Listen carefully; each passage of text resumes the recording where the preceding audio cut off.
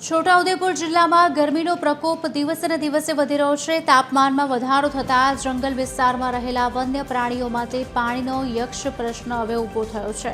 આ પરિસ્થિતિને ધ્યાનમાં રાખીને વન વિભાગે આગોતરા આયોજન સાથે જંગલમાં ખાસ પાણીની વ્યવસ્થા ઊભી કરી છે। વિવિધ જંગલમાં જે વિસ્તારો છે તેમાં કૃત્રિમ પાણીના કુંડ, સિમેન્ટના તળાવ, વોટર પોઇન્ટ્સ તૈયાર કરવામાં આવ્યા છે। ટેન્કર મારફતે આ પાણીના સ્ત્રોતમાં નિયમિત પાણી ભરવામાં આવી રહ્યું છે, જેથી જંગલના જે પ્રાણીઓ છે તેમને પૂરતું પાણી મળી રહે।